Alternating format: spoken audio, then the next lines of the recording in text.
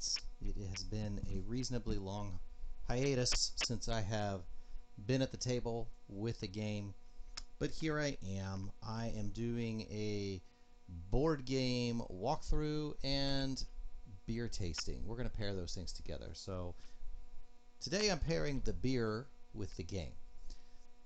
At some point in the future, I may pair game with a beer, but I don't know at what point I would do that.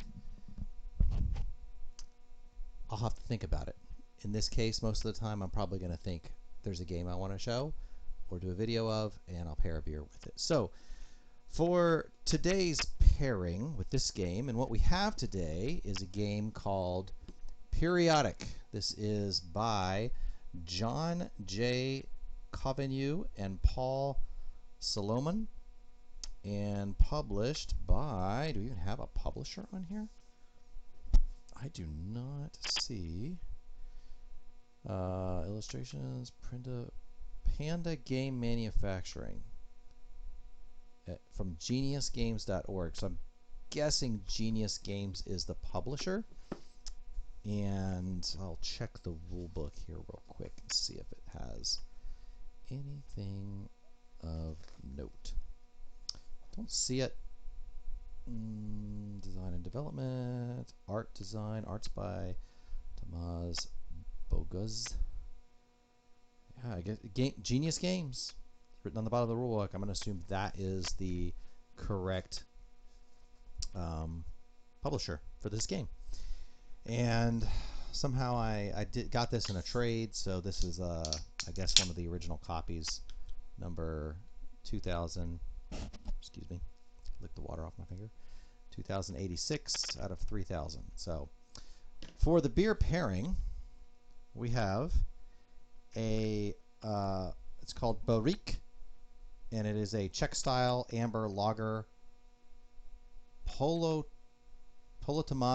10 is the number, or the name of the beer, and I picked this one in large part because it had a little degree sign above the 10, and I thought that sounds fun.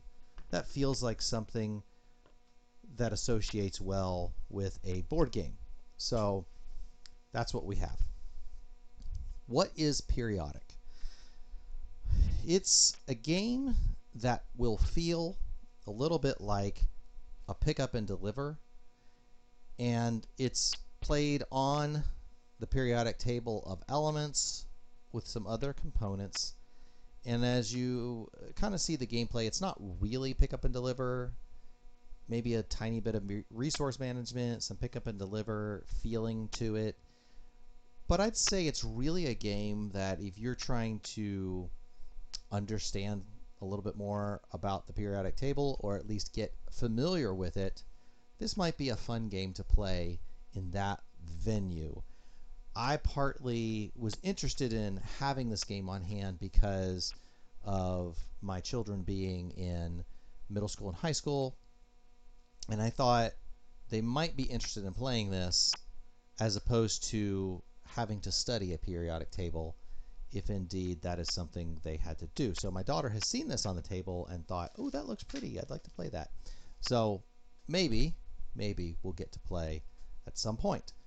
I have 3 hands here that I am going to play with for a little bit to demonstrate the game, and hopefully you get a feel of what this game is like just by nature of me playing with 3 different hands. And it doesn't seem like a game that's too hard to kind of like, you know, you can play with 3 different hands and it's not gonna, I feel like, not too taxing on the brain like some games can be if you're playing 2-handed or 3-handed. You might see these metal coins up here because it's a collector's edition of the game. It came with these metal tokens, but these were more colorful, and they're a little bit shiny, kind of like a what do you call it, metallic print almost. So I went ahead and thought I'll use them. That's kind of, metal coins is what I typically prefer, but I feel like they're harder to see on the video, and these might go against the white background of the board a little better. Around the sides of the board, we have what are the metallic groups, and they form a semicircle on each side of the board. They are in some essence like a track. Imagine if they were together, you could kind of put them off to the side and do them on a single track, but the instructions say to set them up around the board. At the top of the board, we have there are different sets of element cards. They're shuffled. In theory, you have them face down and you turn one over, but every time one gets used or is done, it's just the next one up, and the player who finished it will get that card. So it's not really necessary to turn them face down and then flip the top one over. You could just leave them all face up, and when one's done, the next one up, and it's just fine. We have essentially 5 actions. So you have increasing or decreasing the atomic number, increasing or decreasing ionization energy, and I don't know how scientific folks who watch this are. Atomic number, I think, is the number of protons in the atom, and that can go up or down, but that's that big number in the top left of your on your periodic table for each atom. Increasing ionization energy is either going up or right on the board. Basically, that is, again, some scientist is probably watching this, and I am going to butcher it, but I believe it is an indication of how difficult it is to pull an electron away from the atom. And so the further up and to the right you go, the more difficult that becomes. Bottom and left, it's easier. That is increasing atomic radii, which is going down and to the left, is, I think, the size, like the distance that the electrons are, or the outermost electron is from the nucleus or something like that, which kind of makes sense, that harder to pull away if it's closer together, easier to get apart if it's further down here.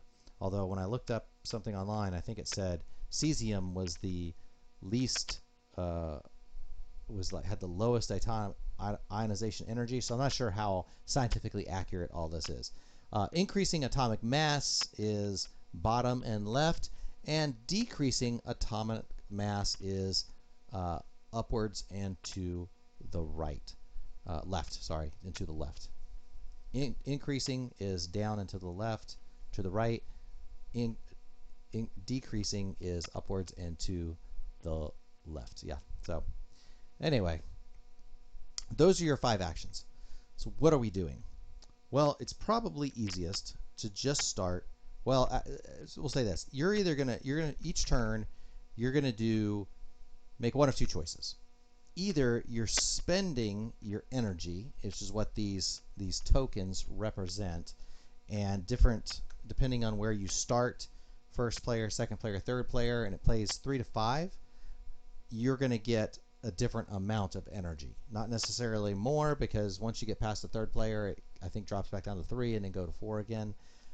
But you're going to get, you're going to start with some amount of energy, and you either have to pay energy to take actions, and you put it on whichever action you're taking, and you can do that as many times as you want, but every action after the first, you then have to pay 1 more. So you're eventually going to run out of energy, because there is a limited amount of energy to work with.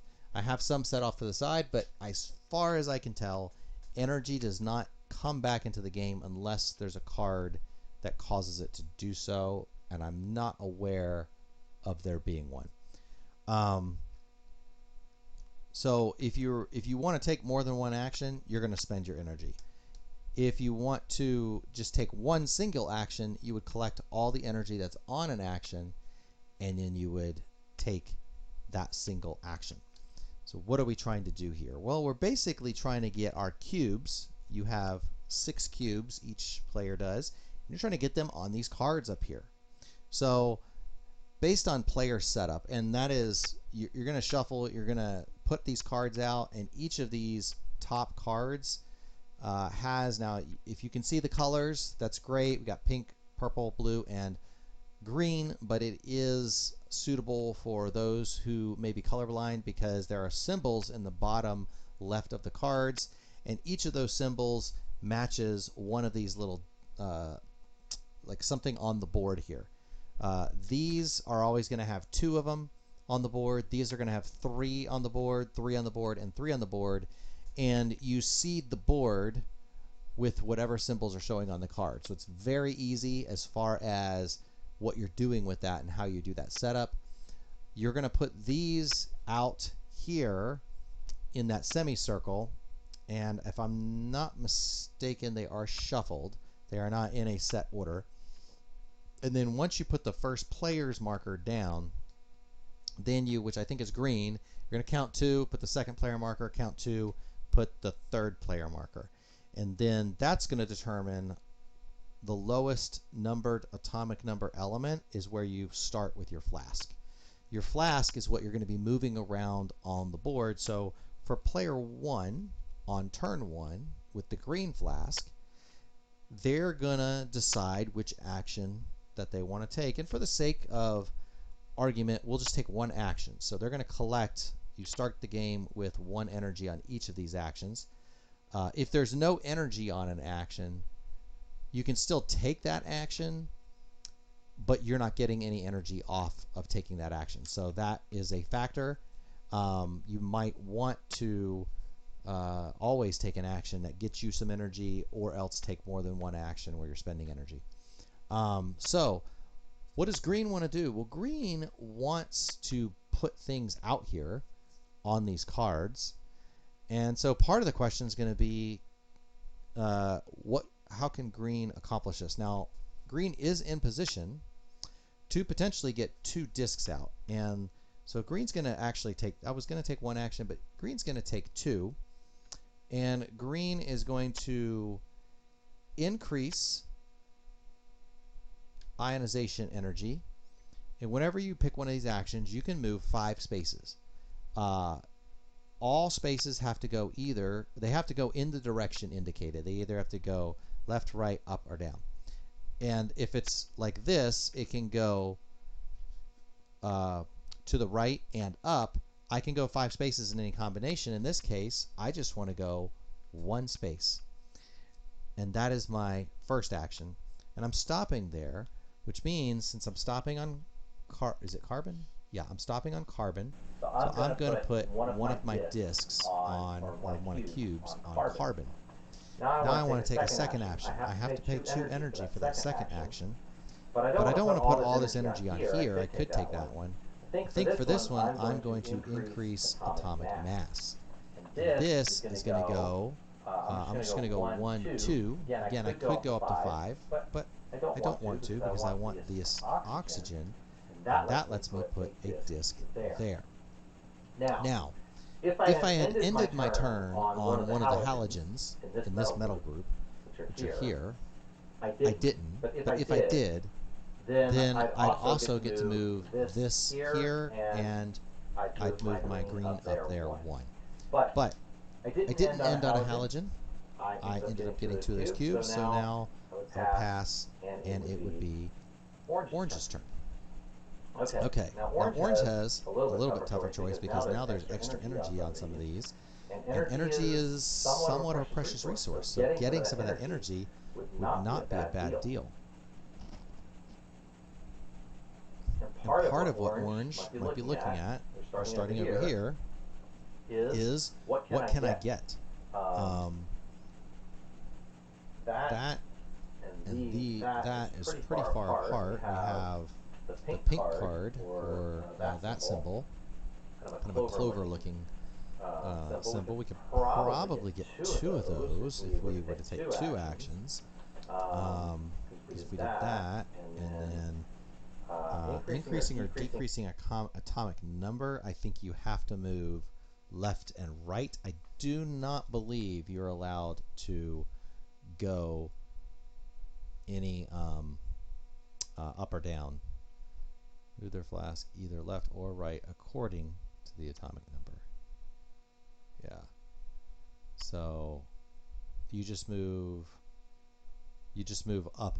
You just move up the number. So you could, in theory, jump from one side of the table to the other if you're just going up or down the number. This one allows you to kind of wrap around if you choose to do that, or you can jump across this gap and so forth and so on. But I don't know. I think orange is going to maybe play it safe. However, one of the things to bear in mind is that when one of these cards is complete, then the player who completes it gets a cube on each section. They get the card, they get a token, which gives them a bonus, but everybody else is going to get points as well. Now, the player who gets the card, they're going to have points at the end of the game, and there's no point track in the game here, so you just keep track of those and the flasks you get, and that's how you would count your points up at the end of the game. So the orange player could think, well, if I get hydrogen, maybe I can make sure I get something on that card, but that's a pretty big jump. It might be more beneficial to go after a different card. So I think what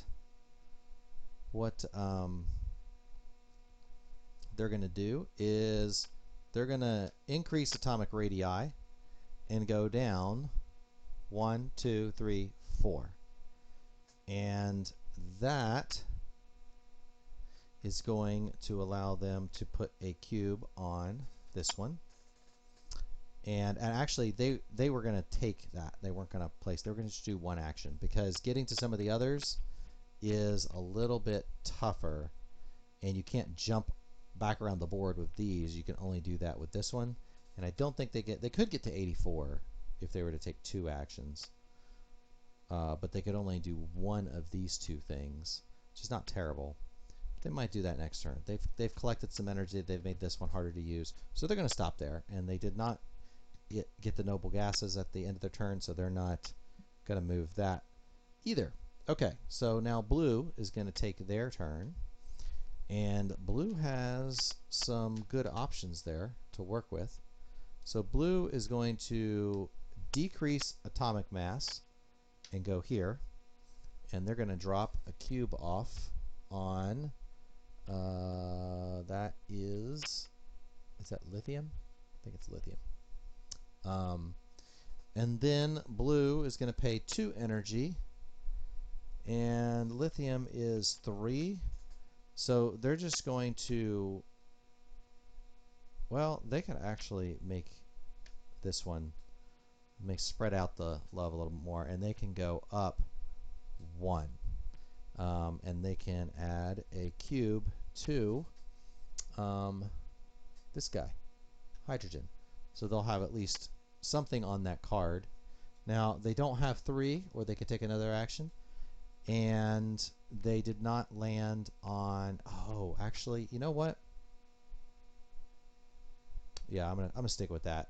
Had blue stayed on lithium, they would have been able to potentially move up a card. Might be something, if you're thinking about strategy, that might be something to think about, but I'm not going to do that for now. So we're back to green. Green has no energy. Green is going to have to take one single action. And the question is just going to be, what does green want to do? Now, they can't get to this very quickly. So green is probably in a place where they need to get some energy, and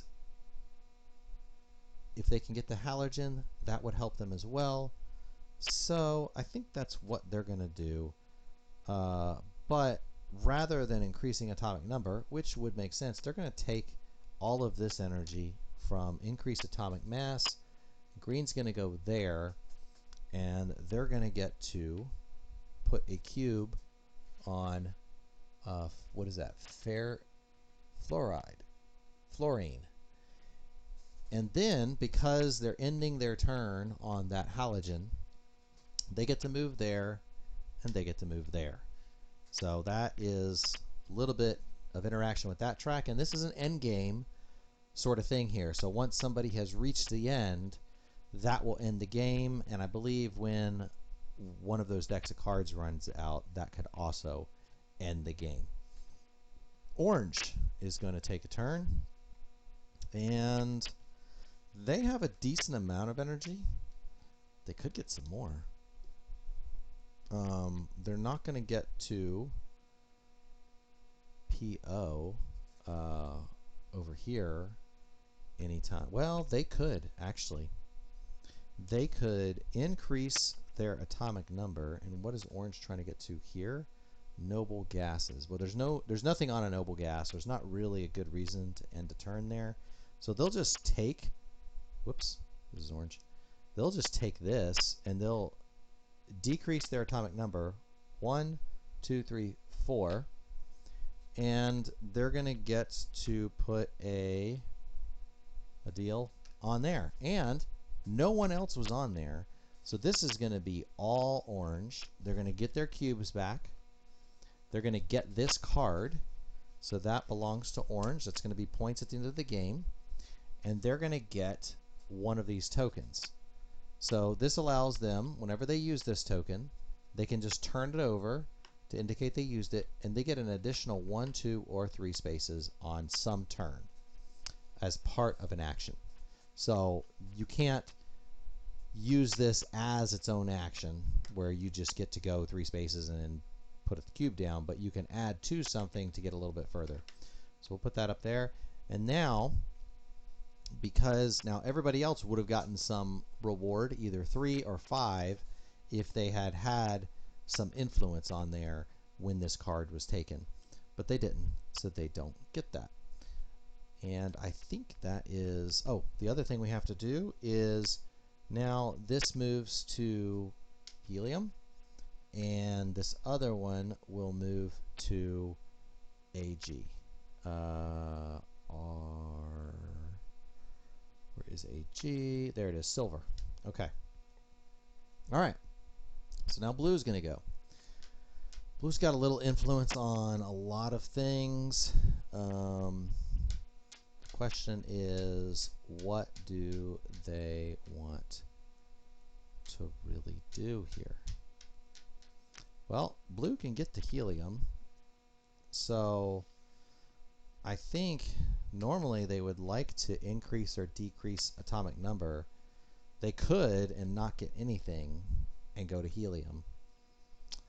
They can't jump across this gap without increasing atomic number. Otherwise, they have to work their way around it. So it might be, do they want to do something else? Also, what is blue trying to get to? Alkali metals, but they already have the lithium. So they're going to just do this really kind of annoying move of just going there. They're not going to get anything, and they're going to get their cube. This is blue on helium. So they'll do that. They also, oh, that's not an alkali metal. Okay. I was thinking they would do something else, but that'll work. That jumps them across the board, gets them in the area of some of these other things, and they're on another. They are on 3. They're going to get some points from being on 3 of them whenever those cards get complete. So now we're back to green. Green could start going for hydrogen, or they could just try to get some influence in places. It's a tough choice. They might. No one's got any influence on there, so they might. Why is this here? Why is that? This should be on RN. I must have reshuffled the cards or something. Because that's on AU. That's correct. That's on RN. Oh, you know what happened? My cat jumped up here and messed things up, and so some of those got pushed out of the way when my cat did that. All right. Well, green. I think green is gonna head this way and they're just gonna grab some energy. They're gonna work on that, and they'll go 1, 2, 3, 4, 5. They'll just work their way down. I don't think, is there a reason to go here? If they're here, they could go 1, 2, 3, 4, 5, but they still wouldn't be there. But that actually might be closer, honestly. So I'll do that.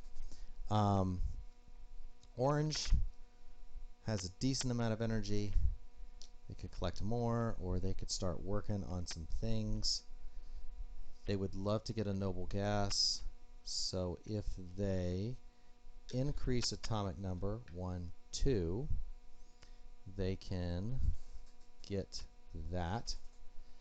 And honestly, they actually don't want to spend energy. They just will collect nothing and stop there so that they can move over there. That gives orange a move up in that direction. And then blue is going to make some kind of move here. What do they want to do? So blue has a lot of things that they could go for. They don't have much energy to spend, and there's not a ton of energy on the board, honestly. They really can't do too much. They can't go up and over because of this. They can't go up and over because of that.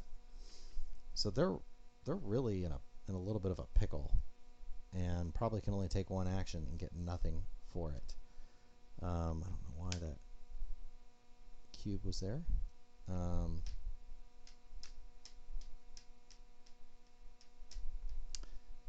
Let's see. This is, they could do atomic energy. They've got that. They've got that. Yeah, I think they're just going to go down. If they do atomic radii, they can probably go 1, 2, and put a cube there, and that at least gets them moving in the right direction. Okay, green has a decent amount of energy to use. They're going to go down to here, and that gets them a cube on that. And then they will go decrease atomic number 1, 2, 3, 4. That gets green an AU, so they're in good position to get a lot of points. And then they ended their turn on a transition metal, which means they get to go here and move another forward. Pretty good move for green. And let's see. They could go for AG next time. Orange also pretty good, or orange could just collect a lot of energy to do a lot of stuff. Atomic number, they could do that. They could do that atomic number. Don't think they could do both, but they could, actually they might. All right, so they could do decrease atomic number 1, 2, 3, and they will pop one down on bismuth, and then instead of atomic number, because they don't want to make everything really lucrative, they'll decrease or increase atomic radii 1, 2, 3, 4, and they'll put a cube on a U, which will complete the card. Now, because green has 2 on this card, they're going to get a 5, and they'd get a 3 if it was just 1. Green gets a 5 because they have 2 on there. Their cubes are going to come back. Orange is going to get all of its cubes back, and they're going to get this card,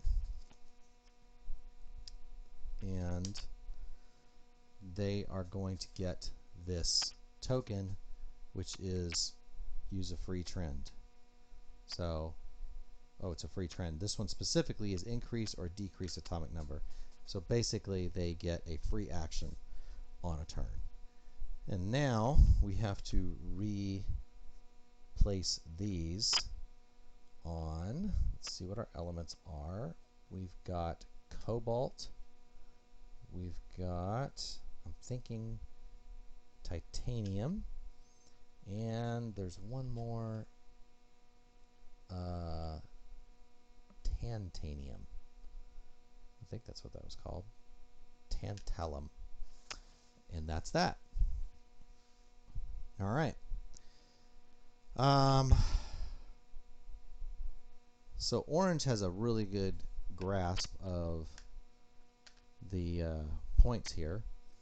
Blue is got some influence, but they are playing catch up, and they are going to probably, they need some energy, so they're just going to go 1 to this O and put that there.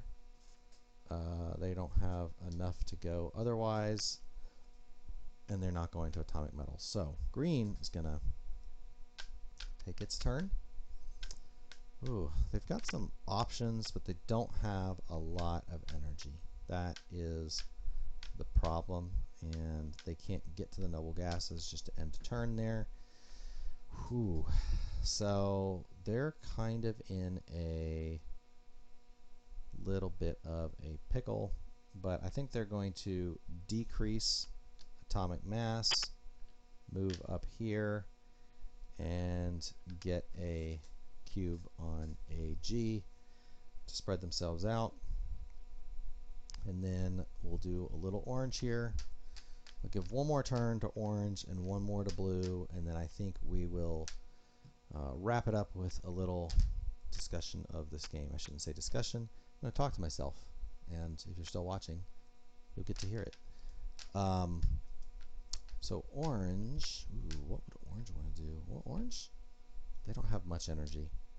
They could go up 1 to decrease atomic mass and get a cube on AG. Helps them out a little bit. And then they could go, oh, they're not going to do number. Yeah, they'd probably just do that again and then go up here, and then they'll get a thing on CO, cube there. And then blue is going to be up, and blue can complete a card. So that's what blue's going to do. The question is, can he complete the card without using any energy? And that's what exactly blue is going to do. It's going to go here, take that energy, and then put that last cube on C and complete that. So that means green is going to get a 5 disc there, get their cubes back. Blue gets their cubes back and gets the card and gets this. Now, orange did have a free trend and did have +3 spaces.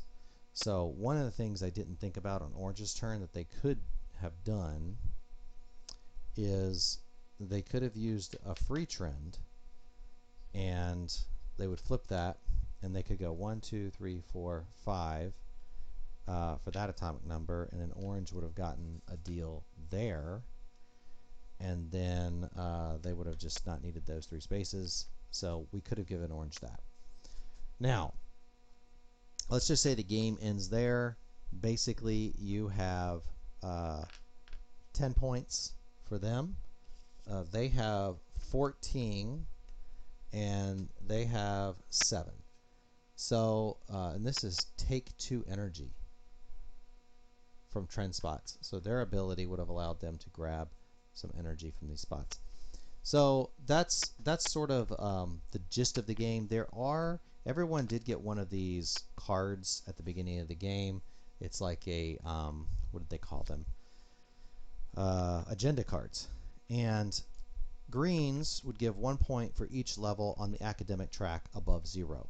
So greens would have gotten extra points for being above 0 on this track. So green would have been maybe wanting to do that to get some extra points. And then they would get 9 points for each set of 3 goal cards of different difficulties. and I believe the difficulty is the number on the bottom, possibly, unless it is possible that each of these is more difficult as you go up. Based on the point values, I bet that's the case. This is the most difficult, that's the least difficult. Orange would have gotten 1 point for each level on the academic track above 0, so the exact same one, but they would have gotten 5 points for each pair of the blue and the purple cards. I'm going to use the colors, but they're the kind of a 3 circle symbol and a 2 circle symbol. So they would have had 1 toward that, but wouldn't have gotten any points for that particular value.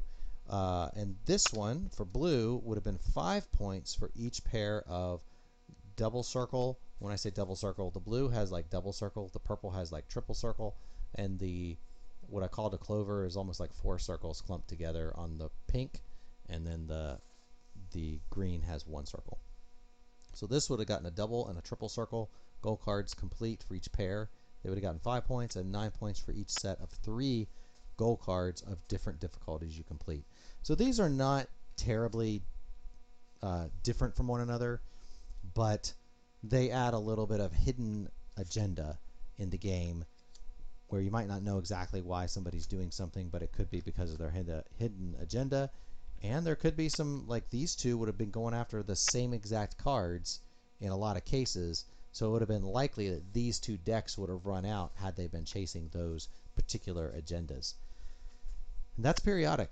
It's not, it's a little, I would say the rules are not beginner rules. You have to kind of figure them out, so it's not like, it feels like it's not a real complex game, but I would not say it's necessarily easy to just throw on the table and set up if you're not used to playing board games. If you're very familiar with board games and a lot of the different board game mechanics, none of this is going to be feel like rocket science. It's going to feel pretty simple. I probably put the weight of this game at around lower medium, maybe. I'd probably say that, lower medium. Maybe even a slightly heavier light game or something of that nature. It's probably not one I'm going to keep around forever. I'll probably hang on to it until my kids are finished with high school and potentially doing any kind of scientific stuff where they might want to play this. Or, you know, if they play it a few times and they really love it and they just have a blast, I might keep it for posterity. But it's not going to rank super high for me. If I never play this game again, I'm not gonna be upset about it. Which is not to say it's a bad game. It's actually a really creative way to learn and teach elements. So I think from that standpoint, it definitely falls into the category of educational games that could be used for education. If I was a teacher, I would probably use this game. I would have this game in my classroom if I taught science or I had anything to do with the elements, even if I didn't necessarily teach elements, but I just wanted an educational experience in my classroom. I might very seriously consider this game as an option. And it's possible that if I get to the point where I'm ready to move on from this game, I may donate it to a science teacher or someone who might be interested, teach them the game, and then say, hey, take this with you. Probably not the best for an elementary school. Probably more of a middle school, high school sort of scenario. Well, thanks for joining Unraveled Game Thoughts today. It has been a long time.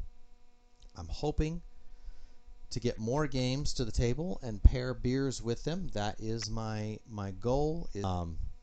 But yeah, if you like this, if you enjoyed it, if you have questions about it, if you caught me doing something that you know this game and you know I messed something up, then feel free to mention it in the comments. Probably will be teaching this game at some point in the near future, and if that is the case, I would love to hear some comments on like, oh, you didn't do this particular rule right, and make sure I get it right whenever I get my kids to play it. So until next time, have a great evening from Unraveled Game Thoughts.